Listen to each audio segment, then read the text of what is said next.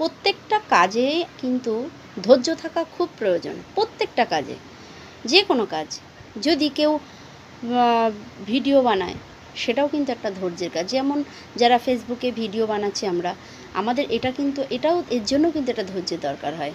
এটা সহজভাবে বললাম, কারণ সবাই যখন এটাই করছি, যারা করছি, এটা আমরা সবাই জানি যে এর জন্য কিন্তু প্রচণ্ড ধৈর্যেরও দরকার হয়। হ্যাঁ, তেমনি প্রত্যেকটা কর্মক্ষেত্রে বলো, তোমার সাংসারিক জীবন বলো, পড়াশুনোর জীবন বলো, যে কোনো আধ্যাত্মিক জীবন বলো, যাতেই করি না কেন, আমাদের কিন্তু প্রত্যেকটা ক্ষেত্রে যেটা সবথেকে বেশি প্রয়োজন ধৈর্য ছাড়া তুমি কোনো কিছুতে সাকসেস পাবে না, সফল হবে না। ধৈর্য আমাদের কিন্তু অবশ্যই দরকার।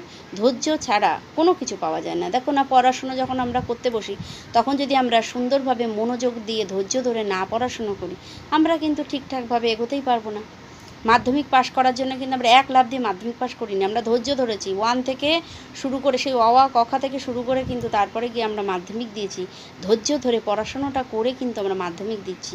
সেই মাধ্যমিক দিয়ে বিএ পাশ করি, যাই করি, তারপরে আবার চাকরির পরীক্ষা দিচ্ছি, সেটাও জন্য ধৈর্য না ধরলে আমরা কিছুই পাবো না, কিচ্ছু না। তাই ধৈর্যটা আমাদের সবথেকে আসল। যে কোনো জিনিসে, সংসার রান্না করতে গেলে ধৈর্য লাগে, যে কোনো কিছুতে, সব কিছুতে অধৈর্য যদি আমরা একবার হয়ে যায়, অধৈর্য ধরে গেলে আর আমরা কোনো কিছুতে সাকসেস কোনো সময় পাবো না। তাই আমাদের অবশ্যই ধৈর্য ধরা উচিত।